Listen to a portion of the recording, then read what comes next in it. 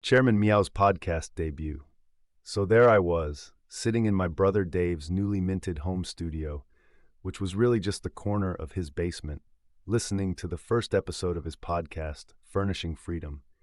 Dave had always been the family's go-to guy for assembling IKEA furniture, so naturally, he decided to share his expertise with the world. As he started explaining the intricacies of dovetail joints, the room was filled with the comforting aroma of varnish and varnished wood, a scent that I swear he wore as cologne.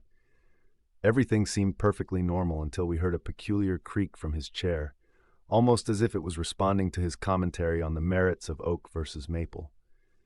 We both exchanged glances, but brushed it off as the usual quirks of old furniture. However, the creaking continued, and it became oddly synchronized with Dave's monologue. When he made a point about the superior grain of walnut, the chair let out a groan that sounded suspiciously like a moan of agreement. It was as if the chair had developed a personality of its own, chiming in at key moments to either support or, hilariously, contradict Dave's points.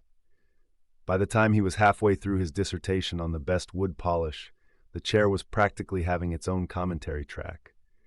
Intrigued, we decided to test our theory. I suggested Dave ask the chair a question, and with a grin, he went for it. "Hey, chair, what do you think of plywood?" He barely finished the sentence before the chair let out a loud, protracted creak that sounded remarkably like a groan of disdain. We burst into laughter, and Dave, always quick with a pun, declared that his podcast had a new co-host. It was the most interactive piece of furniture I'd ever encountered, and I was starting to wonder if maybe it was just a really bored ghost or a very opinionated piece of furniture. We finally wrapped up the recording session, laughing so hard we could barely breathe.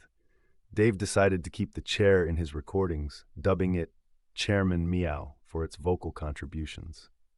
As we were packing up, I couldn't help but quip, "Well, I guess your podcast isn't just a sit-down comedy after all. It's also a stand-up routine."